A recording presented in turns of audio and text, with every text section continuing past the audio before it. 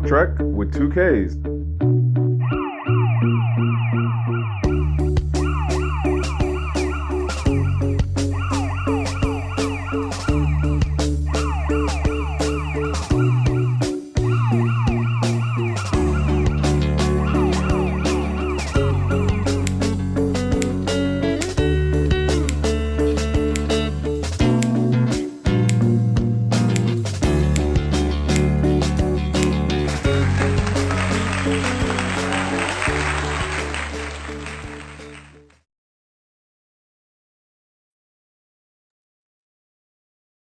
Come on. Hola, hola. Buenos dias, buenas noches, buenos tardes, GnGs. My name is Trek with 2Ks, and this is another Monday's Trek with 2Ks live. And so, yeah, this is where we are right now. Uh, 2-degree homework. Hey, listen, man. Shout outs to you. Yo, shout outs to you for doing this cool thing. What's going on Only Bitcoin? Um, what's up to everybody else who's probably gonna slow roll in? Look, yo, I swear, like I literally be sitting like trying to be on at like 8 or even like when I start looking at stuff at 7. Like I've been looking at stuff to like talk about since I think last Thursday. Because there was a couple of things as I've been like going through Twitter a little bit more, like I said, like I've been inching back into the social media space stuff.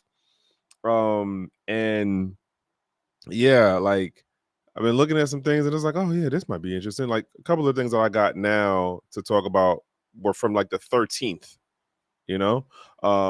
but nonetheless, if you don't know, my name is Trek with 2Ks, and I do this thing where I talk about Twitter posts and the things that scratch my brain as it relates to crypto.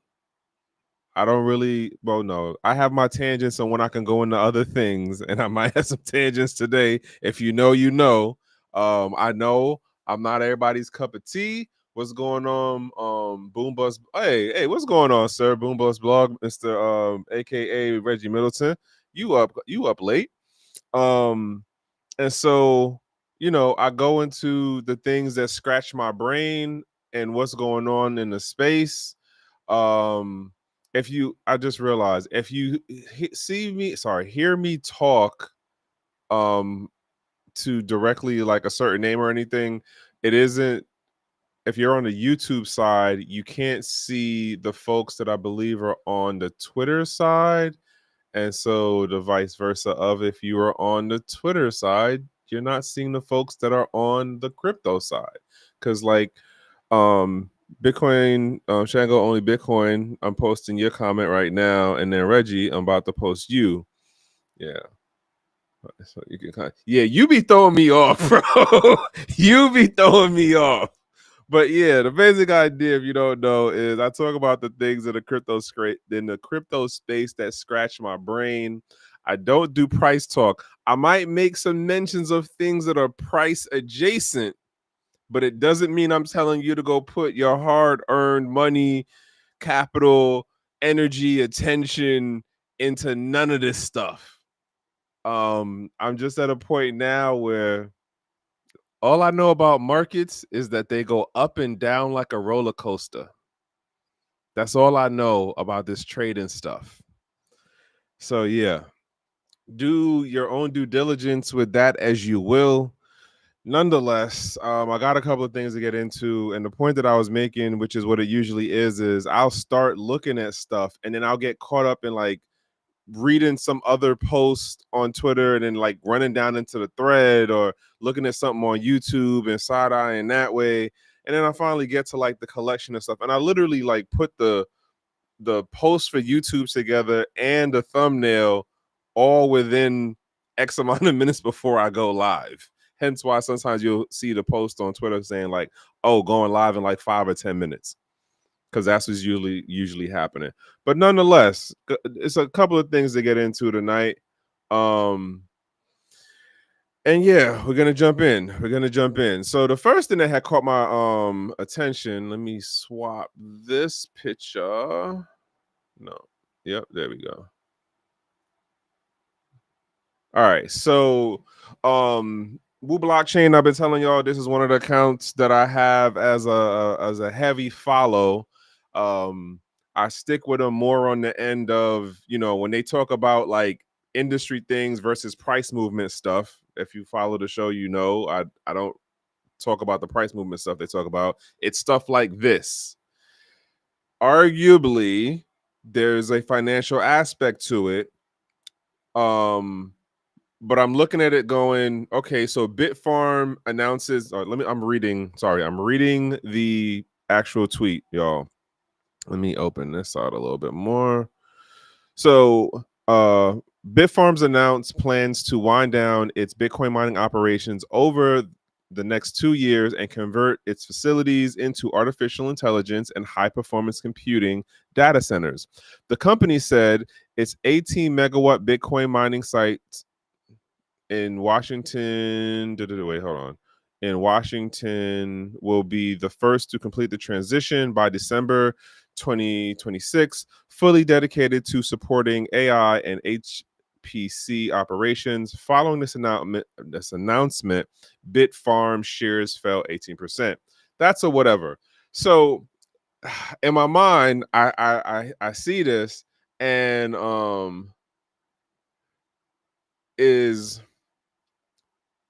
that it takes 1 acre, no, not 1 acre. It takes 10 acres to do a mega one.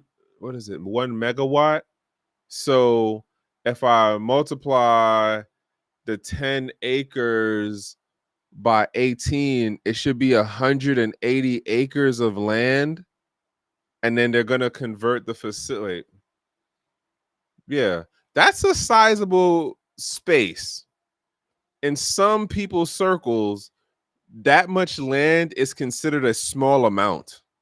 Like, so I've been having conversations with folks since the eighth Bitcoin the Black Bitcoin blockchain that was in DC at Howard University, and I'm starting to get more of a conceptual like quantification of like space wise, resource wise, let I don't know if to say investment wise, but investment wise too, because even if you wanted to do um 1 megawatt, 10 acres, like the money raise is real, the money cost is real, but in terms of like this level of resource and like the development and the buildup, like 1.2 million is considered a small amount. It's considered chump change, y'all. Like dead ass, 1.2 million is considered chump change in these environments, in these circles of how are we developing out the future of AI. Like I said, I seen this and I was just like, that's it. That like considering how do I say this? Depending on what/who you're listening to and how you try to cross-reference the information to understand what's like going on in the new developing industry of AI and HPC. Depending on which way you're trying to go about this, are you trying to be the supplier of the energy? Are you trying to be the data center? Are you trying to be the one selling the axes and pixes, aka the servers and the silicon chips, like the server racks? Like, what part of this thing are you trying to fit into the space? Depending on where you're trying to fit in, the amount of capital you need is for the average Joe, like, oh my God, I wouldn't see that in my lifetime. Pardon me a second. Ooh. If I had to work the regular job, I wouldn't see that in a lifetime. And then you find out that there's certain incentives and stuff going on. So case in point, Trump came in, and the incentives that you used to get under the green energy stuff, they rolled that back to like where now it's only like 25 or 30% of the, not reimbursement, of the, what am I saying? It's not the subsidy. I don't think that's the word I'm thinking of. But the point being is that Trump really cut back on it. But they just brought one of the programs back in, like literally like this month. They just brought it in, like low key announcement, nothing major. If you in that particular space, you know what's up. So it makes me wonder if what Bitfarms is doing is the bigger long run play. And I heard a I don't know if to call this a theory. As CB used to say, shout outs to my boy Crypto Blood. You have the conspiracy theory that eventually becomes a conspiracy fact, right? And in relation to this whole AI and a data center movement, you have the one part that goes, hey, we don't have the infrastructure built out, but you have a technocratic tech bro government dynamic going on that is like full steam ahead. We have to develop this stuff out. But some people are throwing out the thought of, hey, this can't all be just about like building this up for tech. Like Meta's only gonna do but so much. Google's only gonna do but so much. Why do we need this much data processing? Some of the conspiracy, or at least one of the conspiracies I recently heard, is that it's more about the marketing and watching the people. So what do they call that? What do they call it? Something capitalism. And there's a lady who wrote a book on it, and I can't remember the book right now. But the point being is that, is this going to be a good play? And, or how do I say this? If this company does it, how long before another company does it? Like the second and the third company does it. I don't know who the second and the third company is going to be. And I don't even know if Bitfarms is like publicly traded or they're a private company. But I am curious on, is this an indicator of for the crypto space of a switching of like a core part of the crypto space, the mining side of it?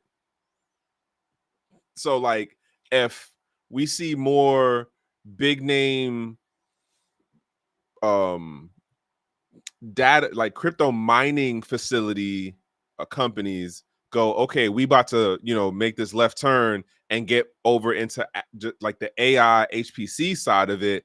Never mind on the crypto stuff for the mining stuff. We switching over this way.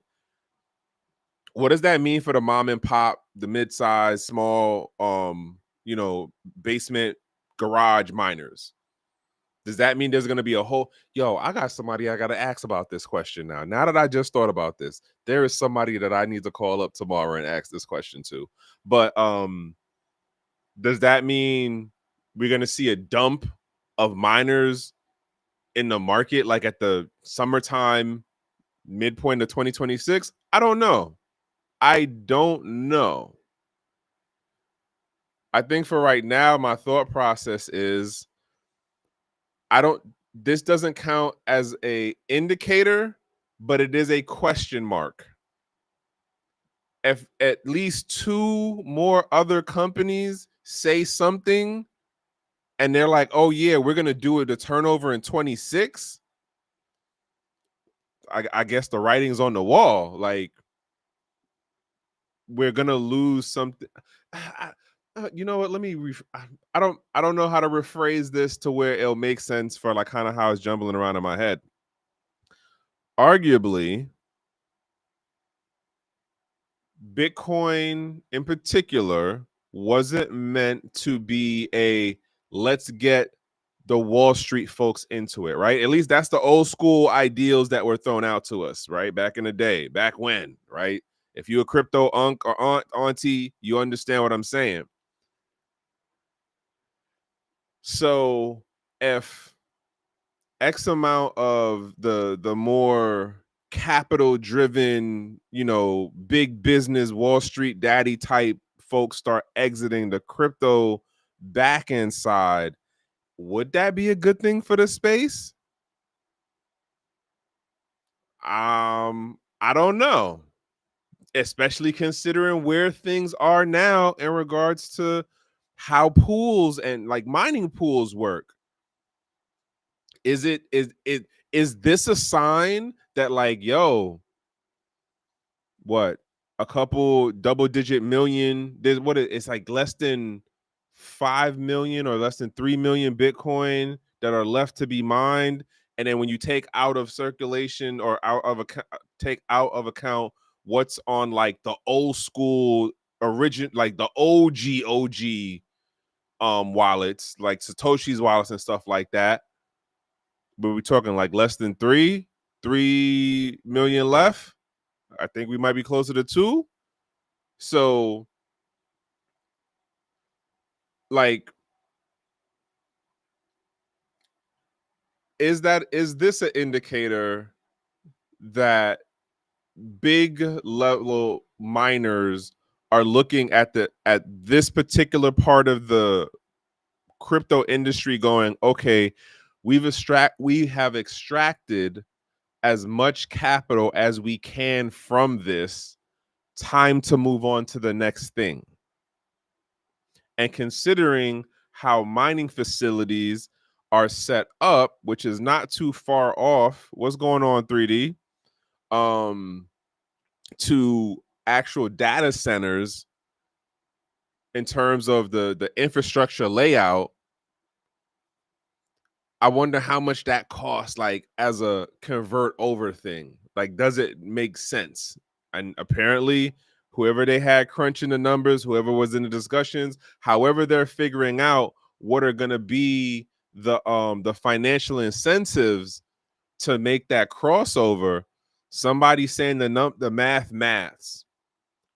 I'm not 100% certain, but I got somebody that I'm going to ask about this. I'm going to try to do that this week because I'm curious if this is just a one-off or is this an early indicator. Anywho, theories and theories, right?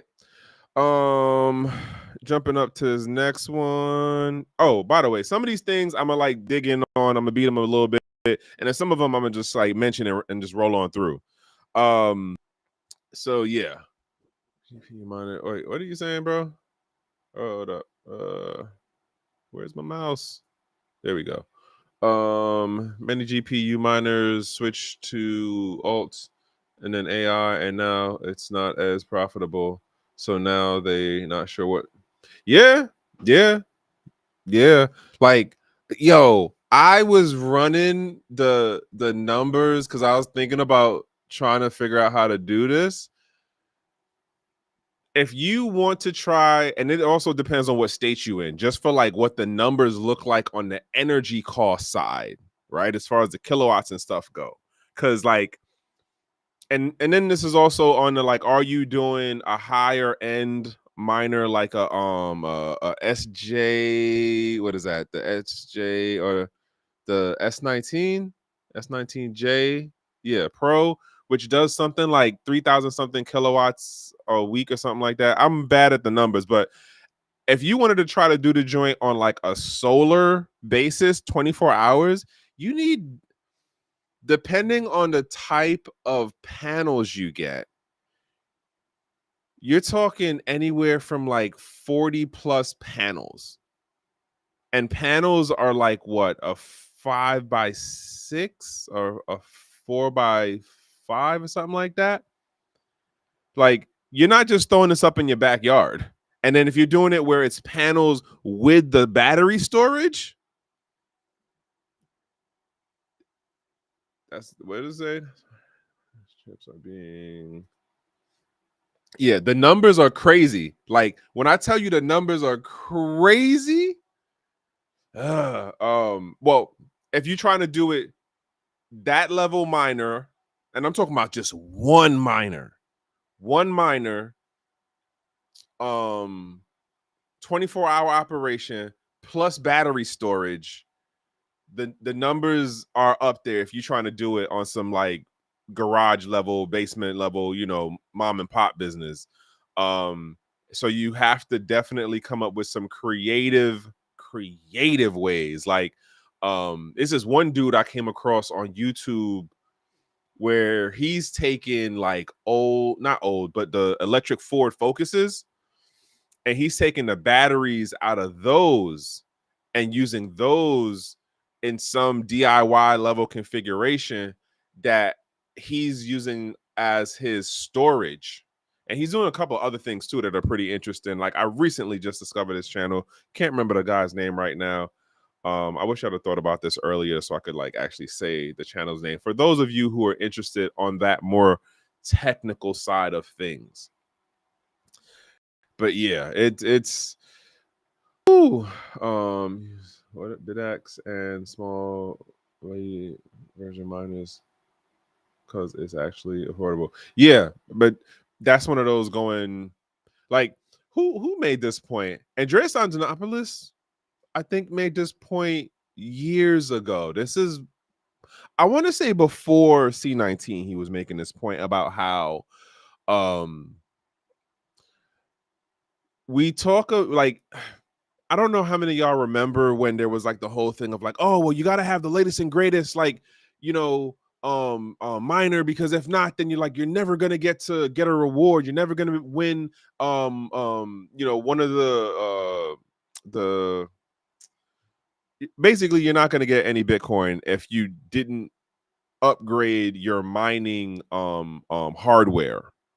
And to something that 3D has said to me a while ago, with how he understands the stuff too, it's like you can use the old stuff because the old stuff still functions. It's just the odds of you getting like, oh, I'm gonna win, 7 days of the week versus the like, okay, I'll at least get something every third or fourth day, depending on like how quote old your version of a miner is.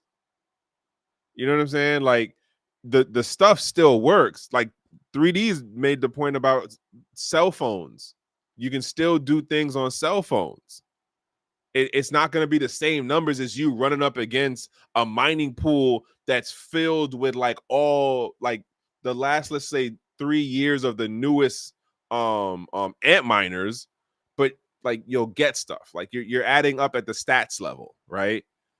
But most people don't understand that, which, funny enough, is the same thing. There's another dude that I just recently came across on YouTube. It's the same thing. He was making this point that's being talked about with the whole AI thing, where it's like, oh, well, you got to have the newest chipset. And then the way that they're arguing this stuff out now with like the is it the AMD, NVIDIA and stuff, is, well, this stuff only is going to be good for like a year. So every year we have to keep adding it up. And he's just like, yo, that makes literally no sense for how the technology works. Like, on average, you'll get a good 5, a little bit, another year or two run out of whatever that new system is. Because literally you can rent out compute space on certain platforms right now. And if you look at the systems or the technology that they're charging you for to rent out, this is stuff that's more than 5 years old. So it goes to show like there's like this artificial level of it has to be the new when like technically it doesn't. You got non-technical people telling you how to do technical things and how the industry should run and be invested in at a technical level when they are not nowhere near technically, like what they're saying is not technically sound. It's not based on the actual technology.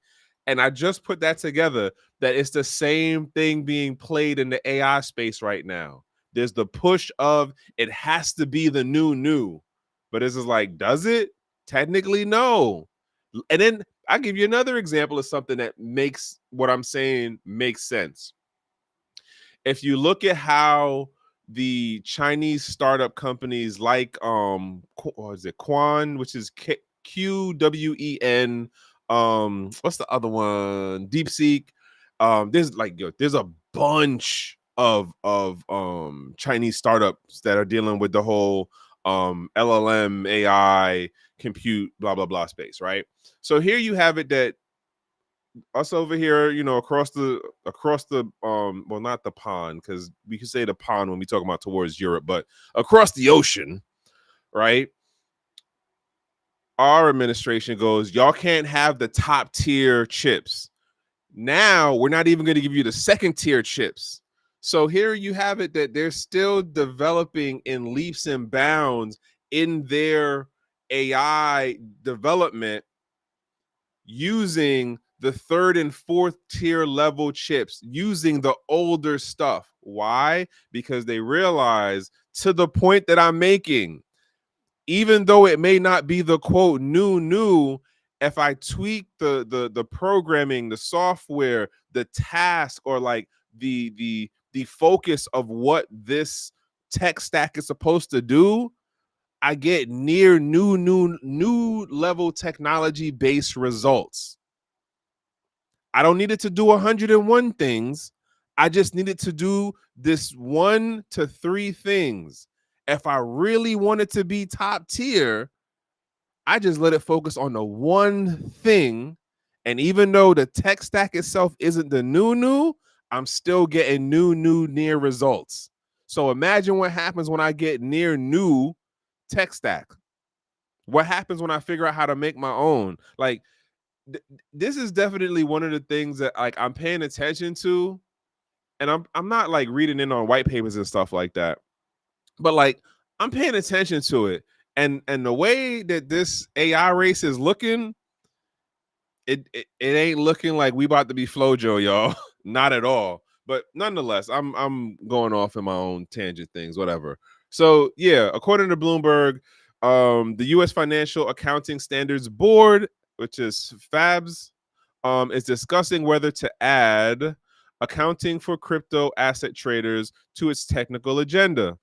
The discussion includes potentially expanding the scope of the 2023 crypto accounting standards, clarifying derecognition guidance for crypto asset transfers according or addressing both.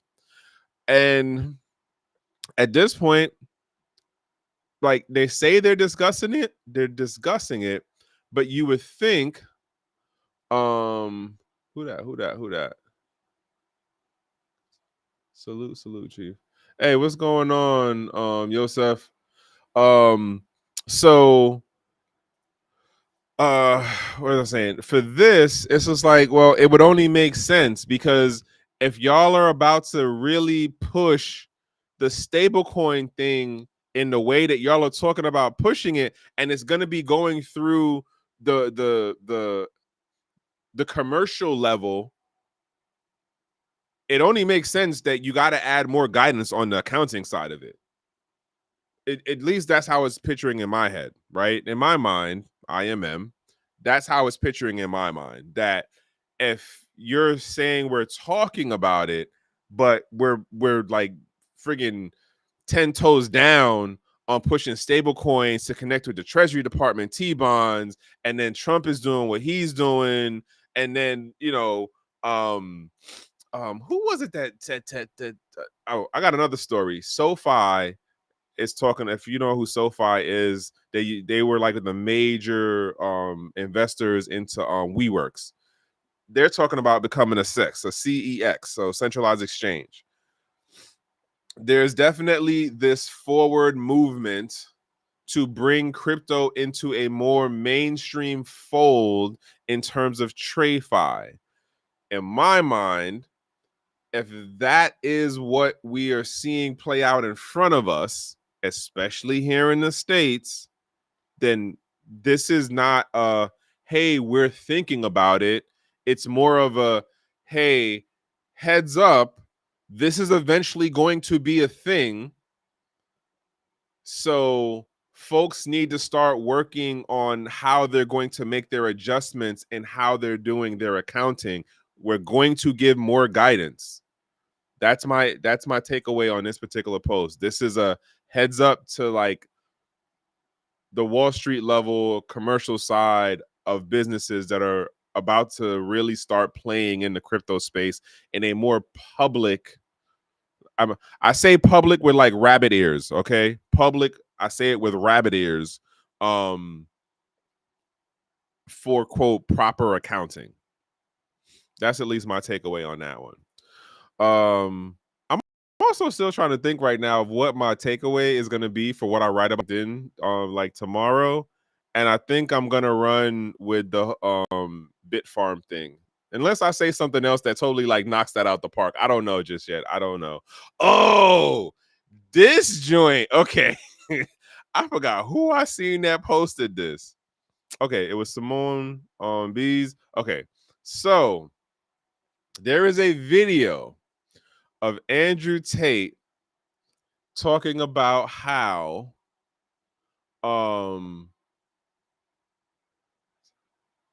I bet they are moving fast out there. But yeah, there's a video of Andrew Tate talking about, if you don't know who Andrew Tate is, he's like one of the original OG red pill guys for how people's memories and timelines are. He's like the OG red pill guy. But nonetheless, he goes into this whole thing and talking about how in the next like X number of years, the government is going to use not going to, is currently using AI to go through all of the blockchains that they can go to, scan, track, trace, do all of that fun stuff. And so in like 3 years, so I think he said 3 years, but like towards the end of this administration, if not in the next administration, things that you did, especially as it relates to the IRS and things that work out in that realm, they will have the AI do, or they are having the AI do all of the heavy lifting, so that down the road they're gonna come back on folks and be like, hey, we have a wallet address that has you connected to blah blah blah blah blah. Hey, so yeah, yo, and so here's now. Originally, when I tagged this, right, when I bookmarked it, and I'm like, all right, I'll bring this up because I've heard the argument before. Like this is it. He's not saying anything new. He's not saying anything new. And it's not a matter of, oh, this is a thing to target crypto people.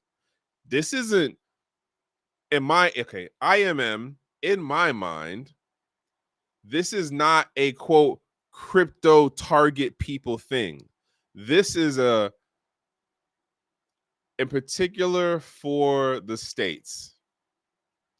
We are in the economic turmoil that we're in. And at least for how I understand things, it's not like we going up the roller coaster. We're on a very slow Romanesque decline. And so when you have things like that happen within a government, it usually happens that they start trying to find every which way to diamond nickel out their society.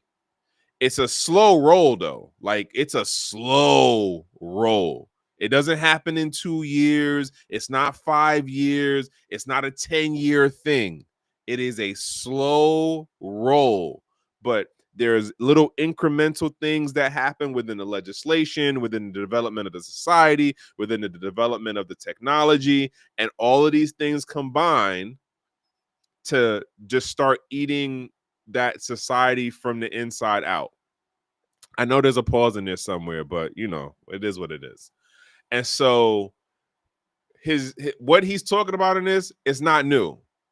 It's definitely something other people have brought up. It's definitely something, if you look at even just at your state level, even at your county level, like how many new type of fines or taxes or how many new speed cameras do you have now in your area? How about that?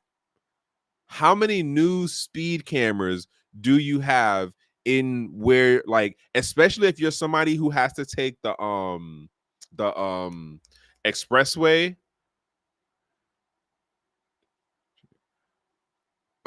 So wait, in regards to that FASB thing, the basic idea is they're gonna check you through your PII because but I all see. All right, bet Yosef, same thing. I was kind of wondering the same thing in terms of how does that work. And I'm gonna jump back to, because even the same thing with Tate here, like it's a matter of they may not be able to get the clear connection now, right? Okay, so this person has an account, and let's say you cashed out, you, because it's always when you touch the fiat, that's where you get messed up at. It's when you touch the fiat. There's that it only takes you one time to touch the fiat somewhere within the system, whether you're here on the state side or you're overseas someplace. Doesn't even matter that it's not the USD. You touched a fiat. That's all it takes. And it just takes that one connection. And as we all know, 8 times out of 10, most people do not practice what would be considered proper or the most like discreet digital and financial privacy. And then the way that the system works, unless like you're really taking certain steps, you you're leaving markers that have connections. Hence where this whole the AI thing comes into play. Again, I like, to his point, like it isn't a matter of like, oh, they're gonna come knocking on your door today. It And with the way that the US works, they could knock on your door 5-7 years from now. But like, yeah, back in 2009, you blah blah blah. And you just like, what? Like, I don't even remember what 2000. It'd be like 2038.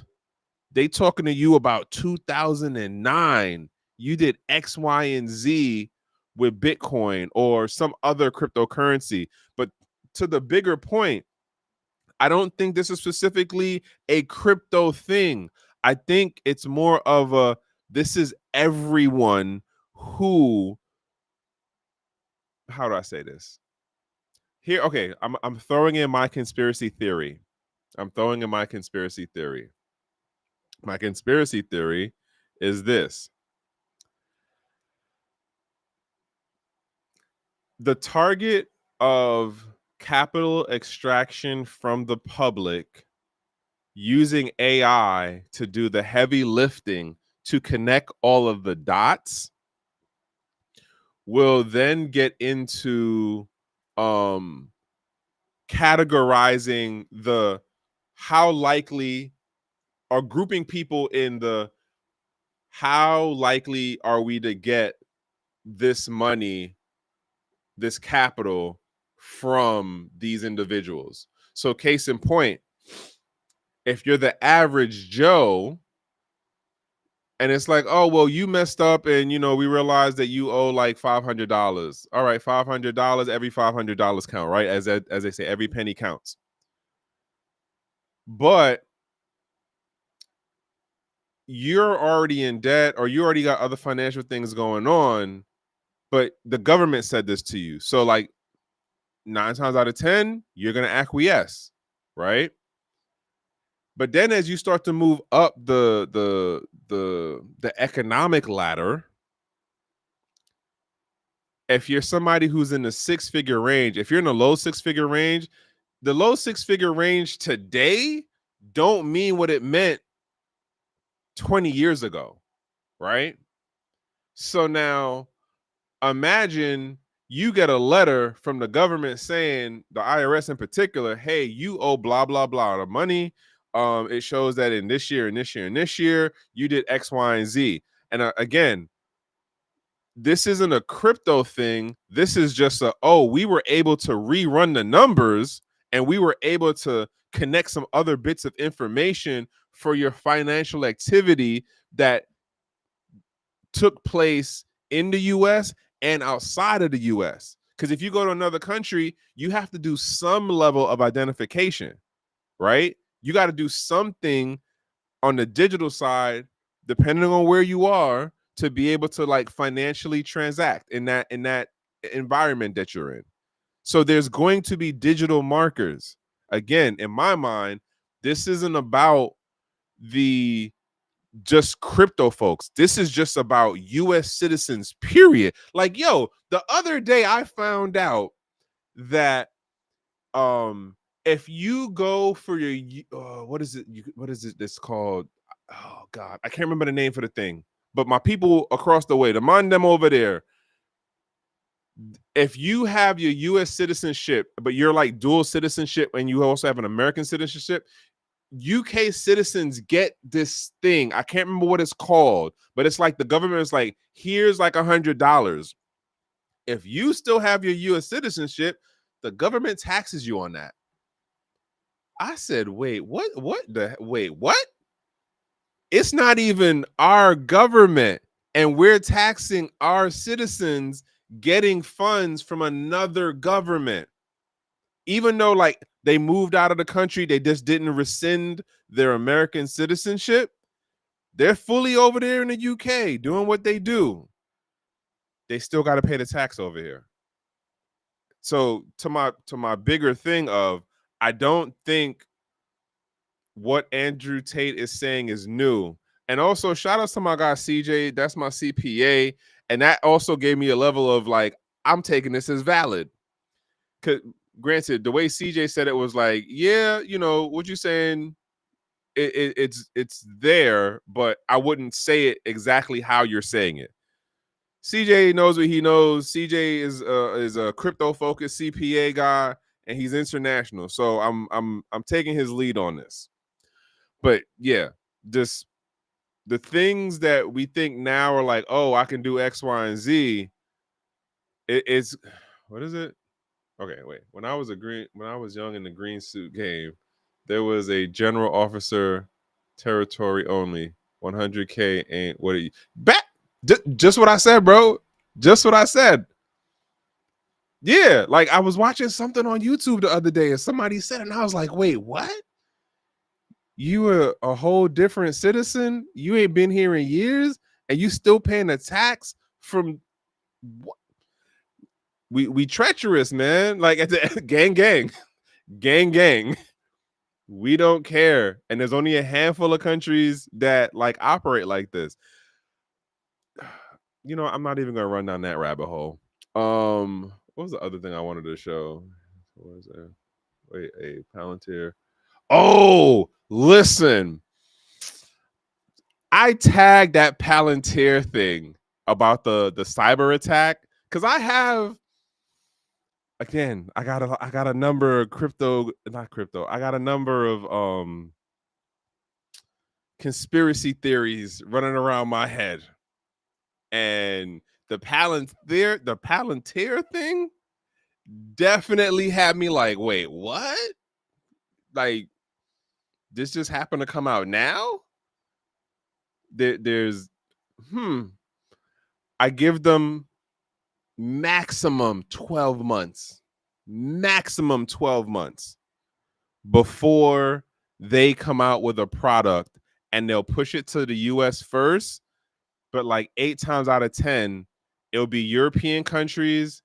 They might do a Israel thing, even though Israel already has its own high-tech business going on. When you know what? Yeah, I'm going off topic. I'm going off topic. Sorry, y'all. And I'm trying to rein myself back in. But yeah, that Palantir story. If you don't know what I'm talking about, let me jump over here real quick because I did actually bookmark this. Yeah. What is it? Comment above where the thought started. Yeah, 100K now is like a E8 assigned to Japan and Hawaii, meaning what? It's attainable. Yeah, yeah. Ha, that's a good one. That's a good one. All right, so let me jump back one. Oh shoot. Hold up. Did you do it? You did. Damn it. I messed that up. Oh, I messed it up. Uh, all right. So if you don't know, Palantir is this. I don't even want to say technology company because Palantir has a thing to them that reminds me of Northern Grumman, where they do stuff. It's techie, but like it's in this different level thing of techie, and they also do these like big think things that are like think tankish. So nonetheless, and they don't like to be called defense contractors. Ever talk to a Palantir employee at a job conference, at a job fair? They don't like to be called defense contractors. I forgot what the word was the dude said to me. And I was like, oh, so like he was breaking down something to me. I was like, oh, so like defense contractor. And he was like, oh, no, we're not defense contractors. We're da da da da. And I was just like, really? Like, okay, that's we're playing with word games now. In my mind, I said all of this. I didn't say this out loud to him, but it was one of those like, oh, that's what we're doing. All right, whatever. Yeah. So if you don't know, basically Palantir, all right. Sorry, no, my bad. Wait, Anthropic, which is Claude, I believe. Anthropic, which is Claude. Um, and I mixed up some things. My bad. Let me make these distinctions right now. Palantir is this interesting kind of spooky high tech company. And then you have Anthropic. Anthropic is the company behind Claude, which is a LLM, aka it is a AI. And they put out a report saying that they have witnessed and have collected evidence around a bad actor, which is being directed. The label is being directed at China connected players, bad actors that they executed. Was it China or was it South Korea or North Korea? It was one of the Asian countries, one of those two. Nonetheless, they're like, hey, this is us witnessing someone using AI in a more full scope hacker um attack. And we didn't think that this would happen the way it happened because they've really figured out how to get around all of the safeguards.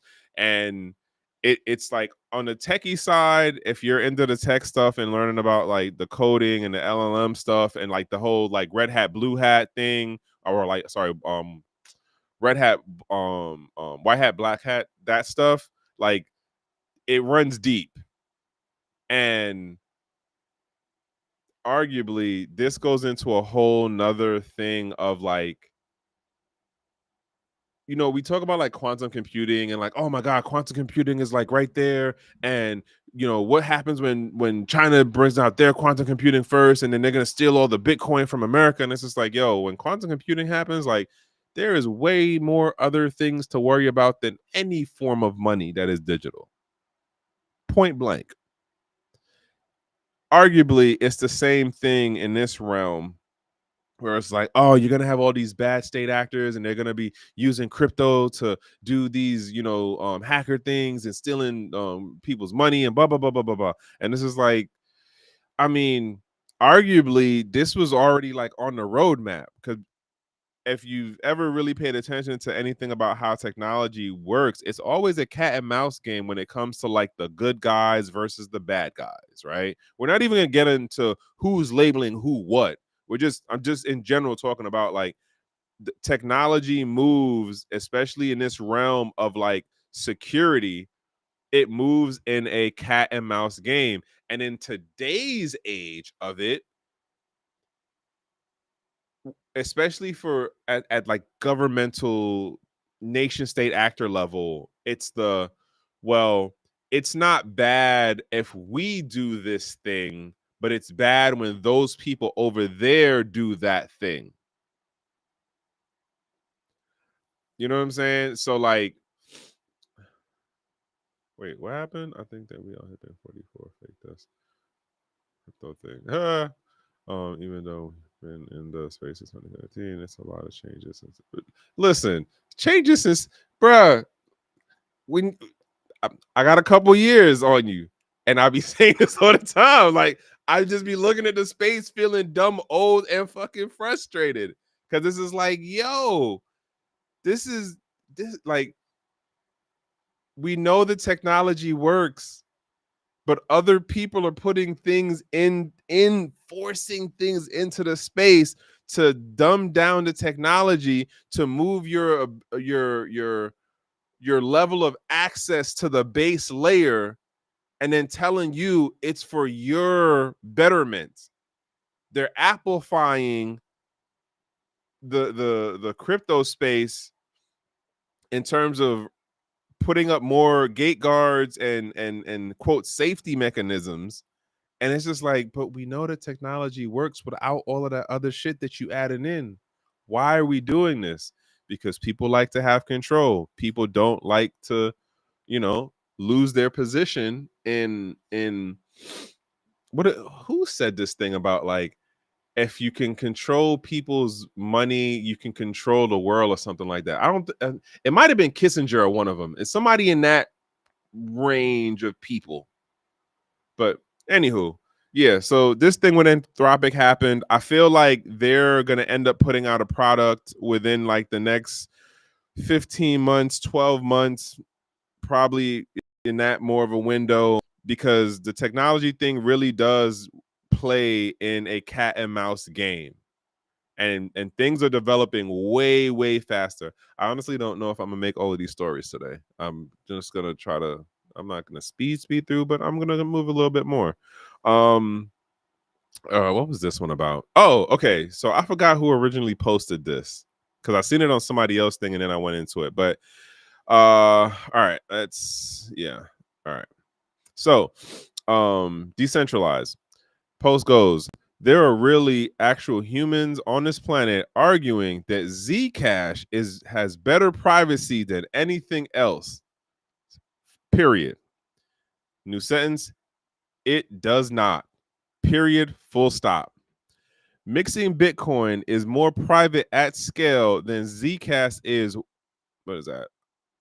100,000 times X. Privacy is a numbers game, and only a numbers game, and only a numbers game. There is no perfect software that will hide you from future software, aka the thing that Andrew Tate was talking about. You just do not understand this because you do not understand many things on this earth. Oh yeah, he was responding to somebody. That's what it was. Accept it. The only privacy that is making it costly to find the only privacy is making it costly to find everyone, making them earn the data, make them pay for it. Then you can have some privacy. Your shielded address does nothing for you, Anon. You are still KYCing using an IP address signed up for 100 services, and you are anything but private. To the point that I was making earlier, 9 times out of 10, most people do not do things that are in a more discreet digital private practice.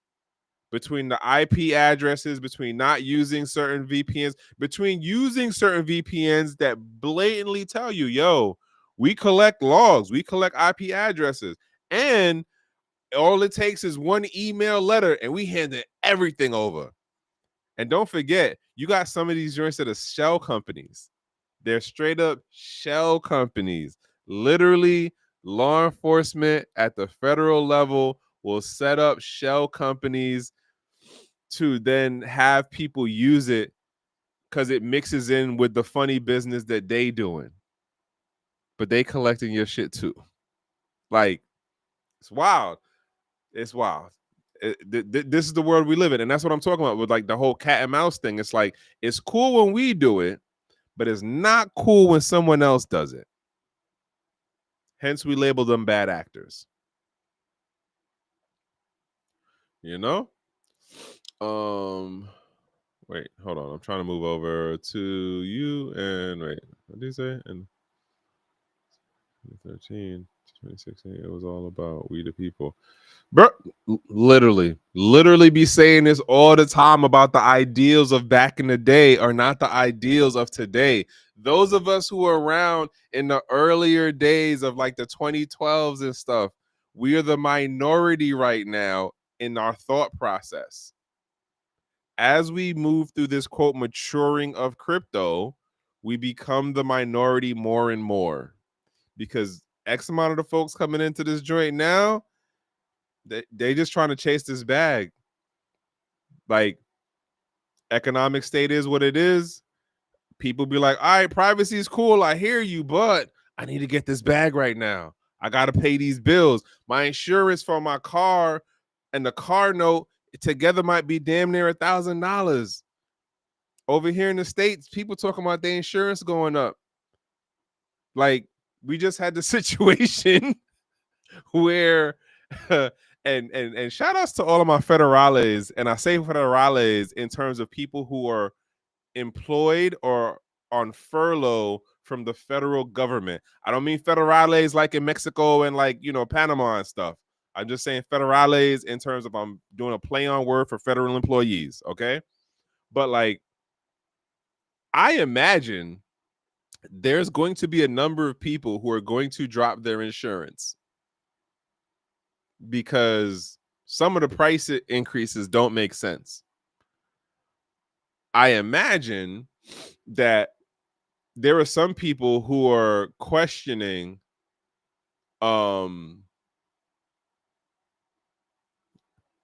um uh this extension that they did until January.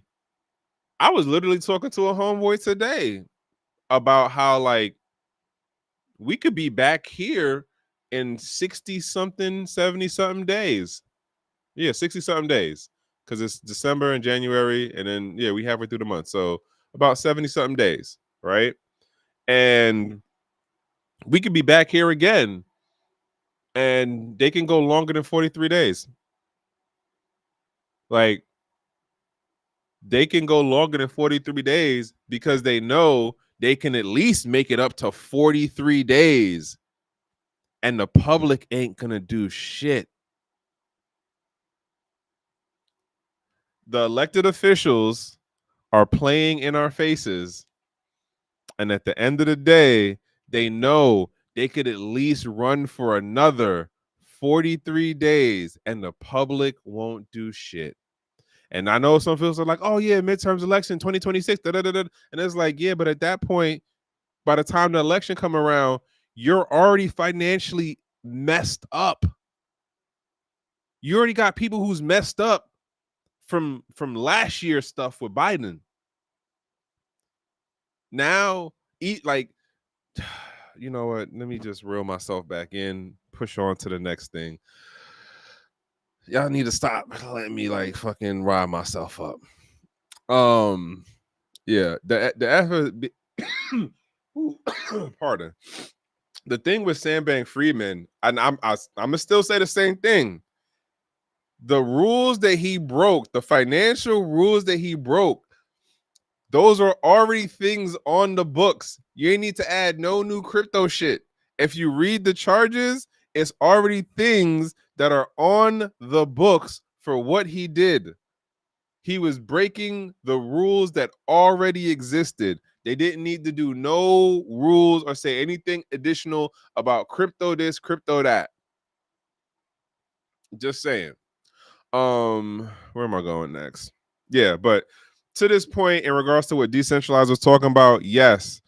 When it comes to the privacy thing, as far as on the tech side of it, it is a numbers game. If you only have one or two people doing it, in terms of the data, those people are easier to filter out or target, because they're the anomalies in how you see the data traffic moving, right? So they're easier to catch on to. And then if you look at, and something I recently found out was how, what, like, some, well, if not all of the banks right now, they're integrating more AI, like look and like catch the patterns and things within how people's financial activity is moving. So like, let's say you pay your bill like more than 10 days ahead of time, right? Let's say you pay through your checking account or whatever account, you pay your stuff more than like 5 days before it's due. And you've been doing this for like, let's say 2 years, 3 years. And then all of a sudden you go to like 2 days before, and then like you might do the day before. On the back end, the system notices that and then flags your account into a category of like, oh, something has changed with this person's financial behavior. There may be something going on, which then plays into the whole thing about credit and like folks who are trying to do certain things on the credit side. It's like, oh, well, you don't seem as secure as you used to seem 3-6 months back. Your financial behavior has changed, and so now we don't think we might want to give you that $1,000 or that $10,000. You might only be good for $5,000 or like $500. We don't really care that your credit score, if you notice that now, the credit score thing don't matter the way it did, because the bigger integration of the AI looking into your financial, or how do I say this? Examining your financial behavior for how you spend, when you spend, what you're spending on, what type of financial instruments are you using, and then going, oh, okay, well, this person's pattern is this. They spend this way discretionarily, or like they deal with saving this amount, but they take care of the bills. And I'm not using the right words for it, but the bottom line is the stuff is being more data mined in a more real-time sense. And it was, yo, all right, what did I see the other day that had me put this shit together? I don't know if y'all have heard about that whole like is it real-time pricing or like individual pricing, where like if if I look on my computer to find a price for something and I'm on my IP address, right? And let's say you then use your computer to look for something the next day on a different IP address, based on certain online activities, it's just like, oh, well, I'm only okay with paying, let's say, $100 for something, and then you're okay to pay $120 for something. What's the word I'm looking for? Not modular. Is it modular? Granular. Okay, bet. The granular pricing of targeting the individual based on how the system understands your financial activity. That's the stuff that we're moving in on. Oh, especially if you really push it, everything where like you're doing it all online and you're doing tap and go pay, and like you don't use cash like that, and the way purchasing is going to look in, like, let's say 5 to 10 years. I don't know how long that model is gonna last, but I think we're gonna get a good run of it. I don't know how long it's gonna last, but I do think we're gonna get a good run of it. Oh, you want to go fly to such and such? I bet $250. Wait, but my homegirl bought the ticket and hers was only $195. According to the system, according to how the algos read your financial stuff, you can afford that $250. I'm not saying any hard numbers, but like that's the direction that we moving in. Because you know, it's also funny when you I'm trying to think of uh, um damn, yo, 3D, we talked about the damn movie too. Ah, what is the name of the damn movie right now? I cannot remember the name of the movie. Damn it. All right, I'm putting the comments up, y'all. But the bottom line is there's more integration into the AI stuff day for day. And most folks don't get how it's in the background, stitching the pieces, connecting the dots together that relate to your digital footprint, and how this will play into marketing towards you in the future, or like moving the needle of your opinion or stance on something. There was a shout outs to Rick Dudley. I forgot the post that he made, and I responded with like, honestly, the more I think about it, I really start to agree with the statement of like words cast spells. Meaning, when you look at how it seems nice. Wait, who? Going to Thailand. Why? Since seems nice. And then I was watching from a distance to see what America. I was thinking about going to that. Yeah, I mean, it would have been nice for sure to be out there. That weather, you can't beat it. Except for like when it's in like the monsoon, like the rainy season is funny out there because the way it rained is different. So that's a comment about Thailand to Yosef. But where was I going? Words cast spells. Uneducated economist talks about it all the time when he talks about the Treasury and the Federal Reserve, and how when they give those public speeches and their reports, and when what's his name goes on in front of the camera and he talks, like they're using the words to control the markets and the influence of getting the market to do things to where like there's no guarantee about hitting 2% inflation. It's more of this is the suggestion of the target number we would like to be at, but there's no surefire perfect, if we do X, Y, and Z, it will always equal 2%. It's all about being able to say the right things to get the market to do X, Y, and Z stuff, which then goes into the whole thing of like when it comes to political campaigns and the person running or the person incumbent will say things that are like, hey, I'm saying the things that matter to you because I want you to know that you matter to me. And then it's like when they get into office or once they get past being able to hold their position, all of the shit that they were saying on the trail, that's done. That's out the window. That's like, yo, move on to the next. Like, yo, I'm here now. Oh, I said what? I don't remember saying that. I didn't say that.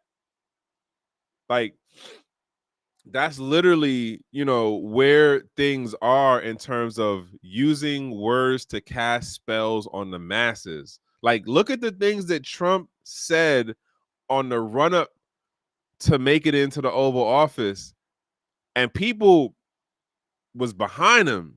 The Asians, the Latinos, X amount of the blacks. We already know about the melanated folks, right? On him. Yeah. Look where we at 9 months later. Look where we at. You said blah. It's like that meme with the lady pointing and yelling at the cat. And then the cat is like, no, I said da da da. Like that's what's going on right now. Everybody yelling at Trump. You said blah, blah, blah. He used the words to cast a spell on his voting block, let's say. And then lo and behold, there was nothing to hold him accountable to it. There was nothing that makes it or made it that he was going to carry through on any of those things, or the things that he is carrying through on would not have negative repercussions on them. Case in point with the tariffs. Case in point in what we see going on with the ICE raids. Like the first thing that got me when that stuff really started kicking off was like, yo, you're not just like randomly finding people outside. You're going to job sites. Like, eventually, this is going to mess with the economy. There's no way you can go to job sites and shuffle up or cause enough chaos for X amount of the workforce and it not eventually mess with the local economy. And then you keep doing it long enough, it messes with a larger impact within that area.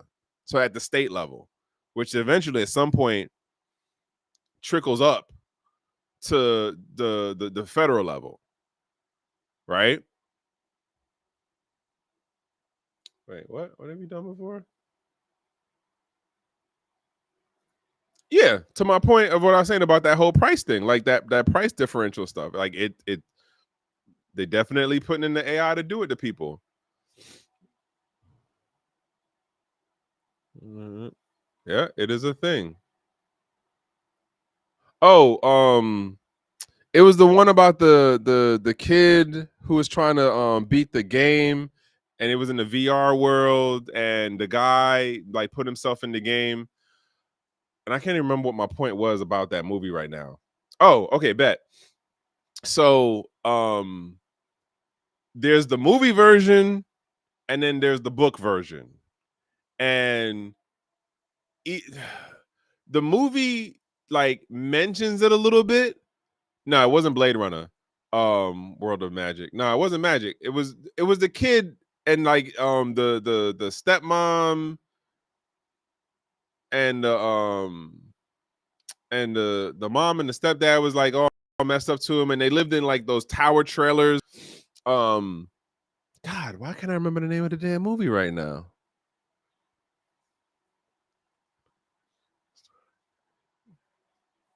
Ha, that's funny. Yeah, that too.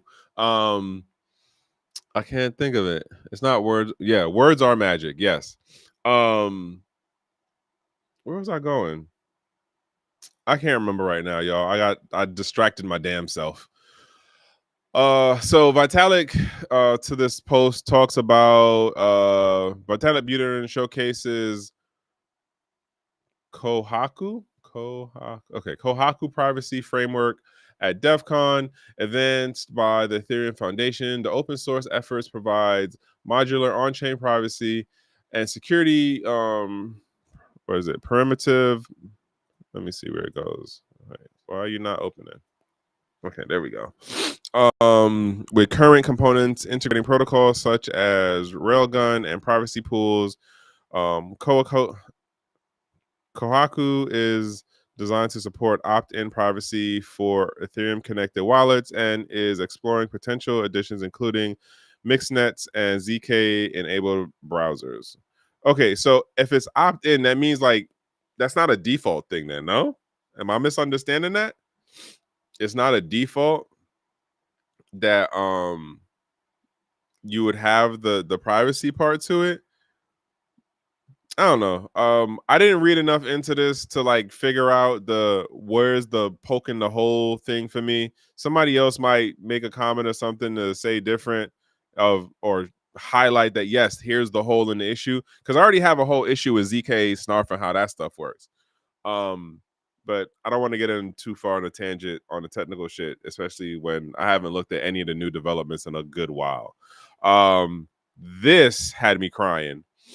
So, Watch Your Guru, another one of the accounts I pay attention to. That is true. Yes, Ready Player One. Thank you, Yosef. I appreciate. It's Ready Player One. in that movie, part of the reason why in the movie, the reason why the villain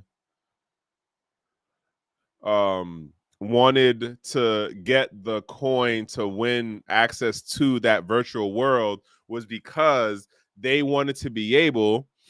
Oh man, hold on. Let me do this real quick because I see how that's messing up. Yeah, there we go.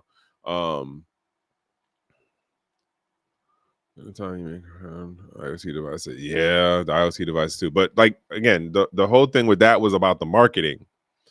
And everything is like, how do we sell as much as we can to people? Even though we're not able to like guarantee that they're gonna buy, it's still that you have the companies who want to be able to guarantee their marketing space, which is like the other crazy irony of no matter what the where the people are financially, you still want to have them buy something that 8 times out of 10 or 7 times out of 10 they don't actually need. It's a luxury or a want more than it is a need, right? What was the other one? The English language is yes. Spell words. That's a good one. Point is the SDR. The legal terminology has a whole different language. Yo, that's a crazy thing in regards to legalese. Legalese is a whole different language, man. Wait, what was that?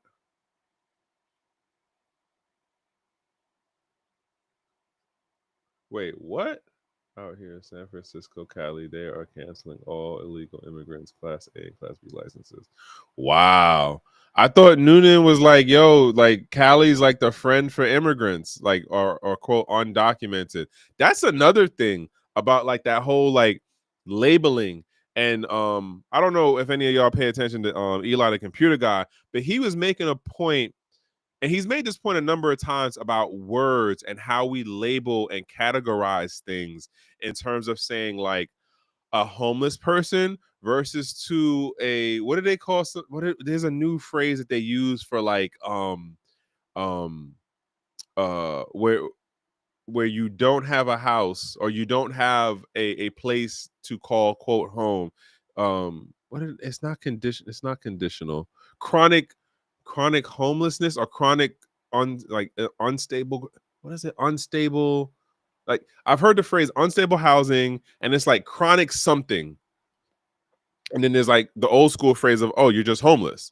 But like we get into this whole thing of the word games of the how, how are we using words to influence people's understanding of what this thing is that's being presented to them. And he was making the point about how I forgot the company, Foxtrot, which is overseas company. They're the article was subcaption, they hired X amount of was it robots or something, but they used the word hired in place of they employed, they deployed, they integrated. Like they could use a whole bunch of other words, but they use the word hire. Mind you, they're downsizing their human labor force, but they're implementing X amount of robots into the system. Which something else that I thought that was interesting. Yo, Eli's another good one for like the um the the history stuff, like the thing of like I remember blah blah blah in like 1998 or like back in the day of 1995. He's been in the tech space for like over I think 25-30 years or something, or he's at about 30 years or something at this point. But he was talking today about how, and I'm a swing back around to this whole thing with the Trump tariff. Well, sorry, I call it the Peter to pay Paul money, and I'm gonna get into that in a minute. But like he was talking about how if here we are having this whole thing of companies downsizing and the the public secret that is known on the industry side is we're downsizing to save money on the overhead and the bottom line, and then we're looking to reinvest it and trying to find some way to make a use case of AI within whatever our business model is, whatever the hell it is we do. So whether we're talking Geico Insurance Company to Foxtrot to Microsoft to the Ben and Jerry's, everyone's now on their new wave of trying to figure out how to integrate AI LLMs into their vertical.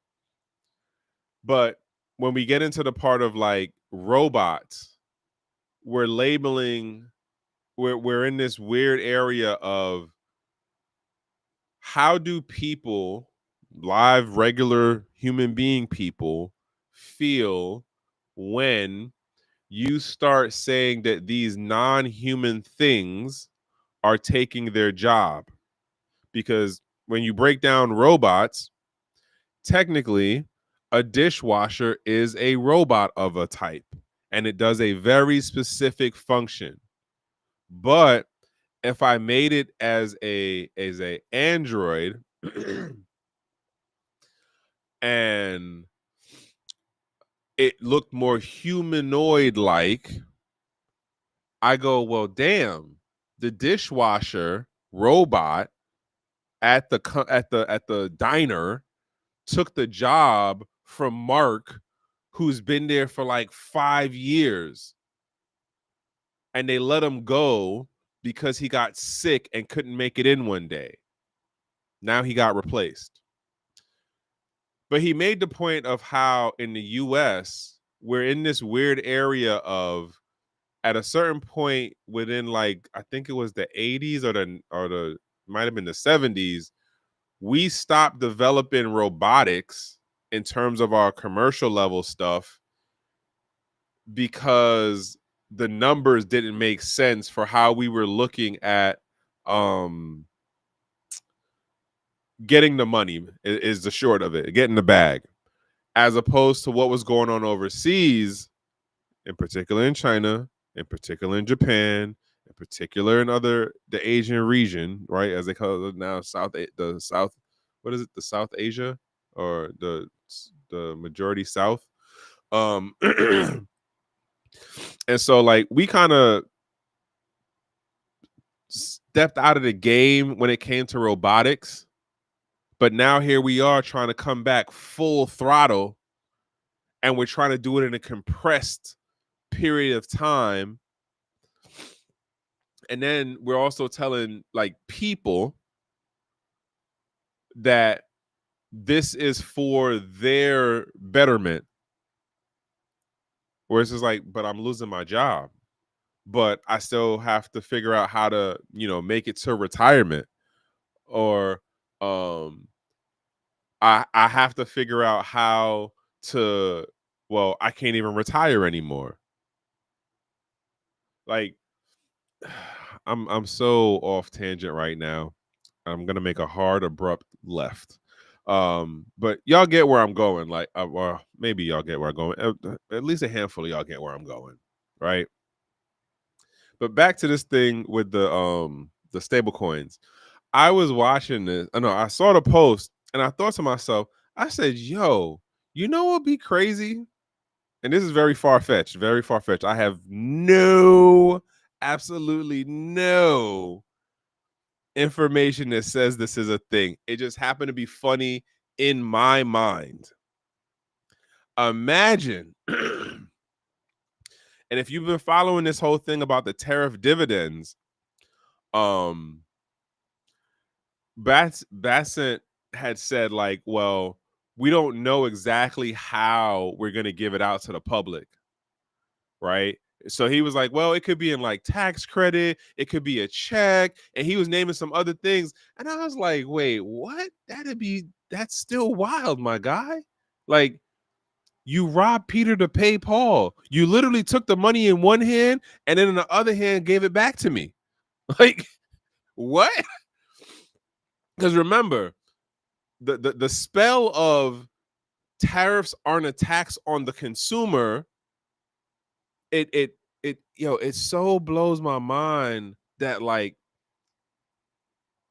the mainstream news just really ran with him being able to say that, and then having other cabinet and department heads say the same foolery. And it's just like, yo, you just really playing in our face right now. And lo and behold, we see prices have gone up on things, especially if it came from certain regions of the world. And so you have it that like now this is on the like, oh, well, we'll give you 2K dividends. We're going to give X amount of Americans in particular, by mid 2026, we're going to give you 2K. Now, let's break down some numbers. I seen or heard something the other day that was like, if you're in a household of 4 people, on average, grocery bill is $1,000+ So you can get groceries for 2 months if you had a household of 4. That's assuming you're shopping at some variation of Walmart, which also has had prices go up, or an Aldi's or a Lido's, or whatever your region has that's comparable to those type of stores, right? Insurance on average, I think they said, or no, is the car notes are on average now like above or around $500. So if you add the insurance on top of the car note, and I'm not even talking for a new, I'm talking for a used vehicle, you're looking at nearly $1,000. You might be 8 something, you might be touching 950, 975. So you can afford to drive for 2 months. Depending on what's been going on, and I know some folks who've been furloughed since like August, before the shutdown even kicked in.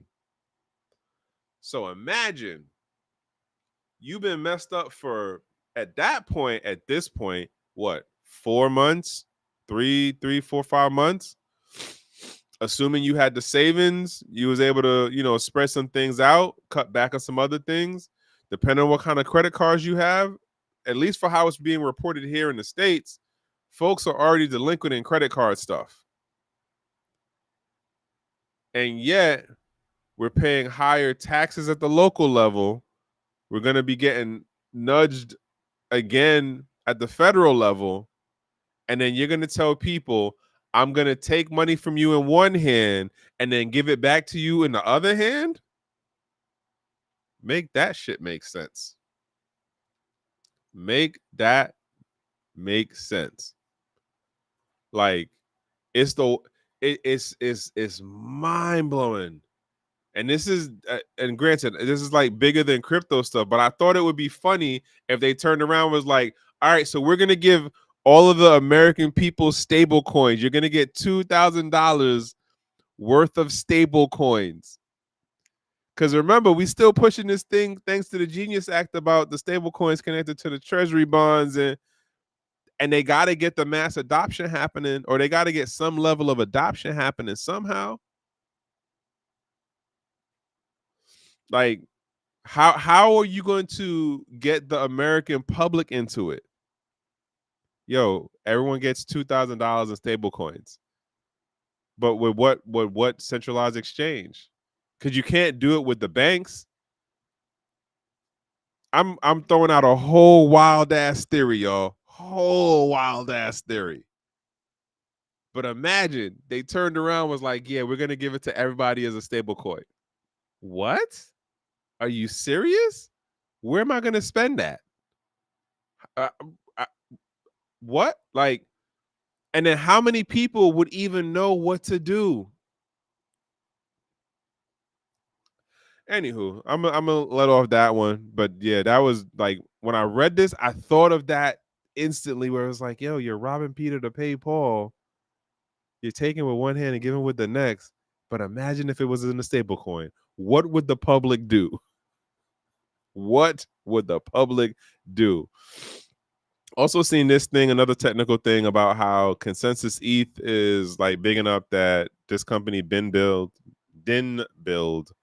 has officially launched an autonomous verifiable service (AVS) on Agent Cloud, marking a major step towards solving one of Web3's most pressing challenges: the centralization of infrastructure. I didn't look into it. I'm not the biggest trusting person of any of the necessarily consensus things. I don't know if this is the same consensus that's connected with Ruben, but you know, I still don't. It you know what it is, y'all. Like once you start looking at like how things outside of proof of work go, especially when you get into delegated proof of work and the other consensus mechanisms, and how the the the centralization and how it plays out more or less through like the whale folks, it's just like, all right, well, I'm not really excited about anything that you say you come up with on a tech stack part of it, because at core, in my mind, your consensus mechanism still has issues. But that's just my thought process. Oh, well, that was the same thing I was reading before about the SA, the foreign assets service thing. That's the same thing. It was just another what you call it that caught my attention. Same, no, framework for automatic order. Same thing. But under a different implementation in regards to, oh, wait, no, hold on. White House is reviewing Treasury's proposed rules for U.S. participation in the OECD's CARF in the 2022 framework, enabling automatic cross-border sharing of crypto account data to address offshore tax evasion. Yeah, it's the same thing, but through a different program, because the other one was something in 2023. So it's the same situation going. They're trying to figure out how to get the capital out of the public, and they don't care that you're not an American citizen. If you're an American citizen, it just means they have more shit to fuck with you on. If you're not an American citizen, it's not as easy of a slam dunk. Bottom line. At least that's my take on it. I could be way wrong. Oh, I seen this. So apparently we're getting back into this whole thing about like how crypto is used by criminals, and how you have all of these bad actors and all they ever want to do with crypto is just do illegal things. So this company or this platform called ICIJ basically did this whole big investigation with 38 media partners in 35 countries, and they talked to 13 journalists, and crypto's bad, and all the people in there are doing all this scamming and money laundering and blah, blah, blah, blah, blah. And it's like, yo, where was all of this energy for TradeFi?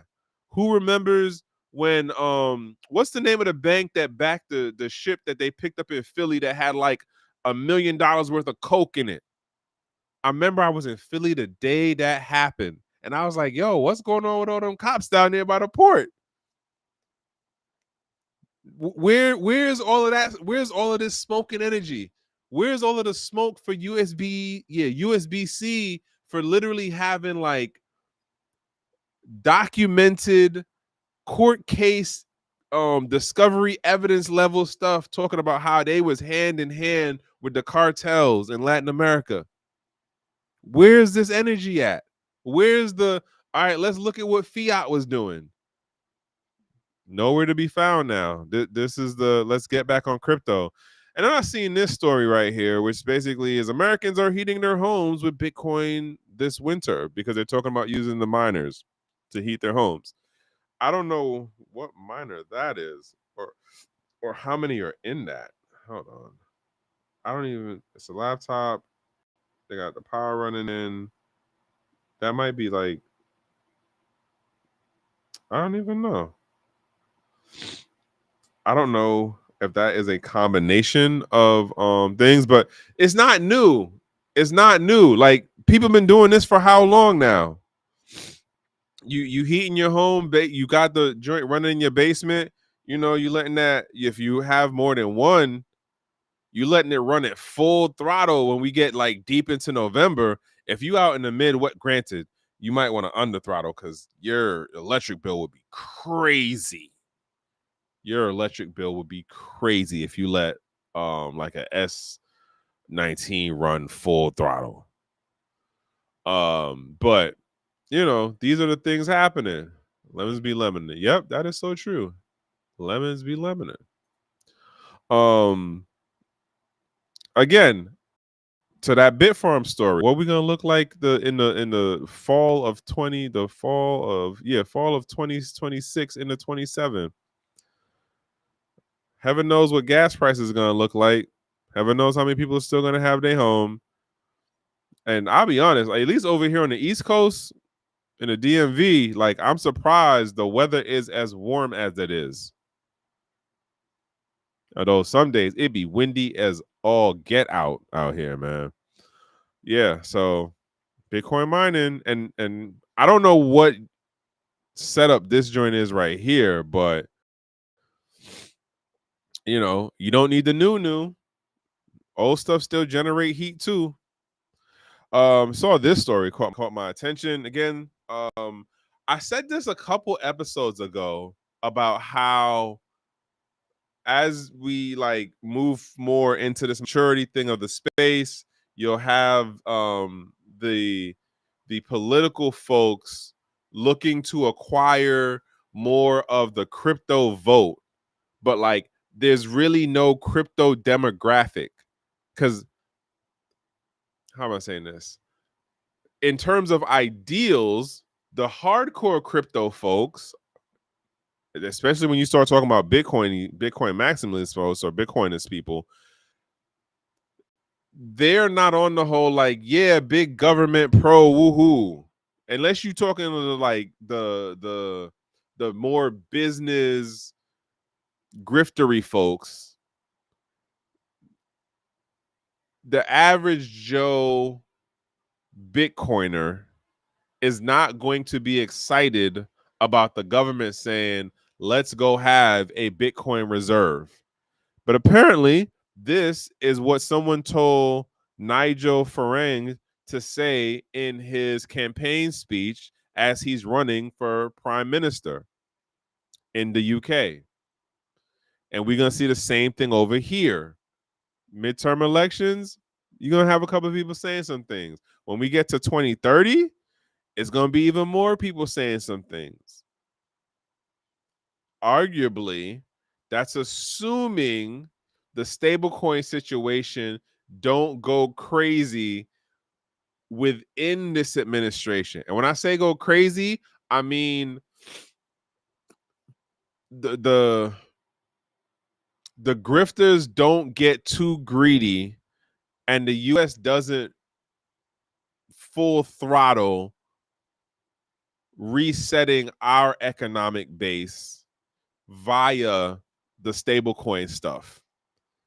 You can go look online, and I called this out like a couple months or weeks ago, probably. It might have been a month or so at this point when the Genius Act first started being pushed out and got signed. That's when I brought up it's gonna be some foolery around the stablecoin thing, and this whole thing of like let's as nation states do a Bitcoin reserve.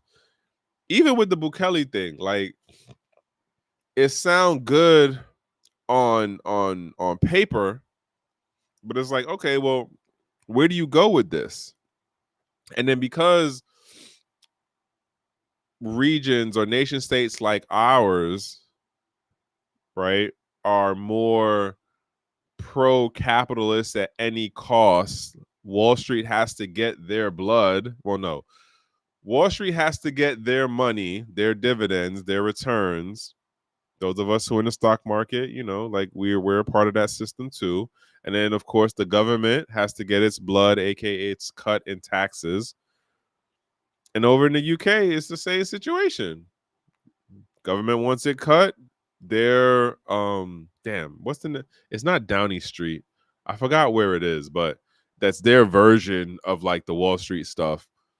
They want to make they dollars too. They want to chase the bag, but they want to chase the bag and guarantee their bag before the public.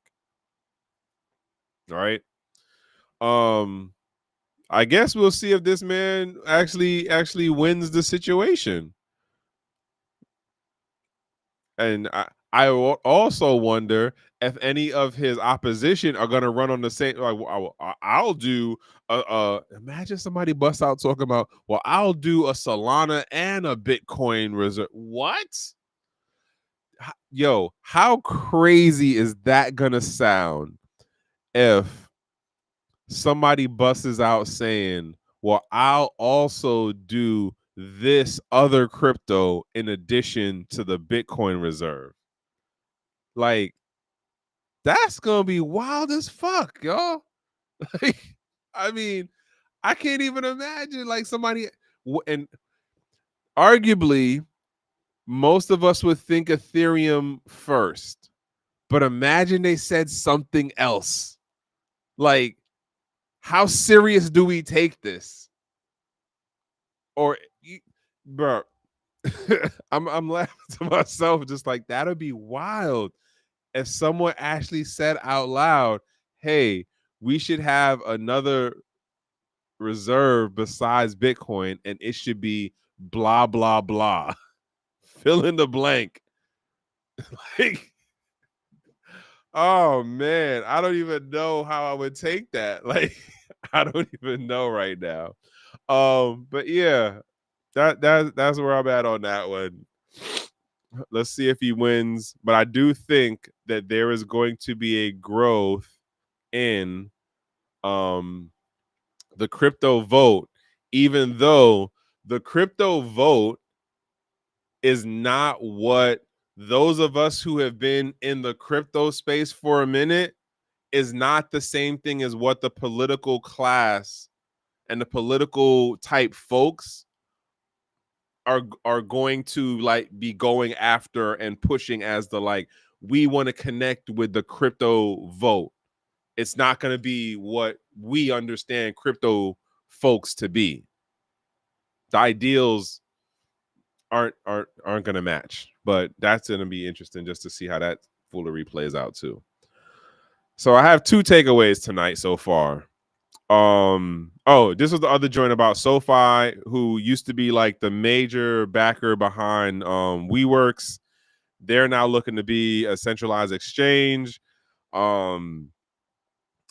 like this company, this financial institution, as like a backing house financially, they are such grifters. Like, Jesus, they're such grifters. And yeah, and then the other crazy, like, they just have the money to burn. Like, there's no other, and for the amount of money they burn, it's just like, because either the projects get run just into the ground, or like the market just doesn't work for them, for at least as much as I understand. And it's just like, yo, like, how is it that whoever your investor grouping is, like, they just have the money to throw out there and not care? This is wild. And then the last joint, because I'm looking at the time right now and I need to go sleep because I got to get up dumb early. You know, Gang is back open again. So yeah. I'm actually gonna listen to this at some point because I am curious as to how this was broken down. And basically, Mags, I believe I know her, but this was like a while ago. I met her a while ago. So I interviewed Matt Prusak. I might be saying his name way wrong. From the Trump-backed Bitcoin miner ABTC, and this is one of the best macro and mining conversations I've had yet. Jesus. If you read about Bitcoin mining, national security, and the strategic Bitcoin reserve, this episode's for you. Pardon. Take care, everyone. Hey, man, you have a good night too, bro. Catch you up next time, man. Shout outs to my man, Only Bitcoin, aka Bitcoin Django. So yeah, for the minor folks, to the folks who are like, what the hell is going on? Like, what's going on with the states and da da da da. It might be an interesting thing to listen to. Something that I would find interesting, just because I care about some of the techie stuff, and then it's the other part of like I have my takes on what I think is happening, or like how things might be playing out, or like where do certain dots connect. And sometimes when you be listening to these type of interviews, that's when you find out where certain dots connect. So yeah, um, is what it is, and that's what I'm gonna close out on. So yeah, as I was saying, I got two takeaways. How is it that I've been on for this long and there's literally only one like on a thumbs up? But anywho, uh, so what was it? What was it? Let me take this off real quick. Um, the crypto vote is one thing, and then the other thing was, what was the other thing? Is the Bitfarms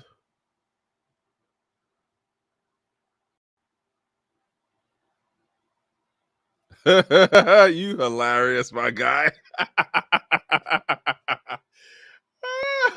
Yo, you funny as hell, bro. You have a good night, man. Go finish that schoolwork. All right. So yeah, my two takeaways. I don't know which thing I end up writing about tomorrow, or if I might just try to combine these two things. But one is this thing with the bit farms, and is this an indicator for what we'll see with other crypto companies, and who would be potentially the next crypto company that will exit mining to move into the AI HPC space? Um, and then to the other point of, and I like Kings brought this up a while ago about like the whole thing with just seeing the crypto talk expand more in the political realm. And as I've said a number of times, I'm definitely anti crypto in term like any of the crypto stuff in terms of that nationalism, patriotic conversation talking points. Because again, if we're saying that crypto is supposed to be permissionless and like available to all, and we know the technology works to give access to this type of financial mechanism to anyone. Why are we even adding in nation state not propaganda, um nationalism into the mix? I just I just don't see the point of it. Like, let me rephrase that.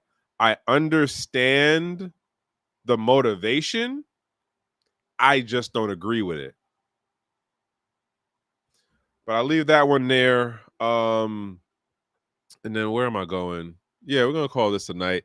Again, I appreciate the folks for tapping in. So only Bitcoin, Yosef, 3D, and the lurkers, the chat bots.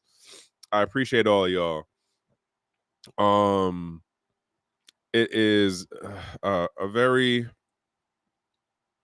what's the word I'm looking for? Helpful? That's not the word I'm looking for. Uh, helpful thing. It's not helpful. That is not the word I'm looking for. But nonetheless, y'all. Um, covered a couple of topics. Hopefully something I said makes sense. Hopefully something I said make you laugh. Hopefully something I said got you thinking. More importantly, are you thinking, questioning the what's going on? Like, how does it relate to where you are in your position in life and where you're trying to go? If this is the space, um, oh God, bruh. Okay, my guy Ryan.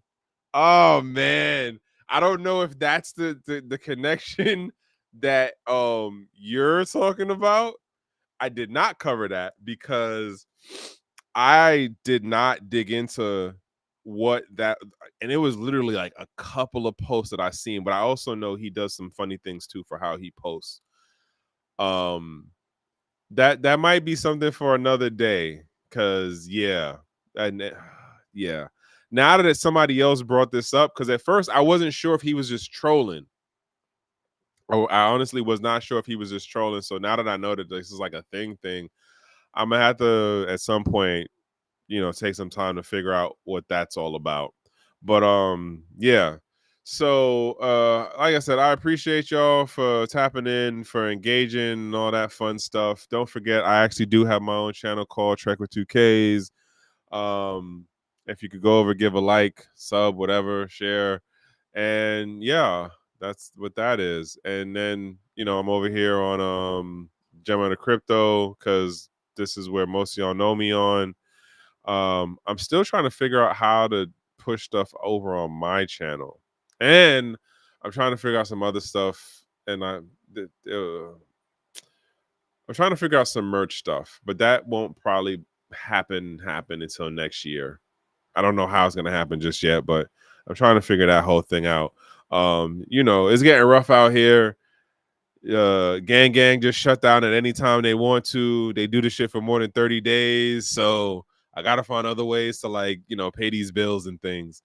Other than that, as I say, from one human to the next, the best thing that I can wish for you is to be in a safe place and in a safe space and in good company. And so, yeah, that's what I'm hoping for y'all. And uh, I hope the Monday didn't go too bad. I hope the weekend was even better. And hopefully, y'all have a productive week. And I'll catch y'all next time. Right? Let us get out of here. Here. Here.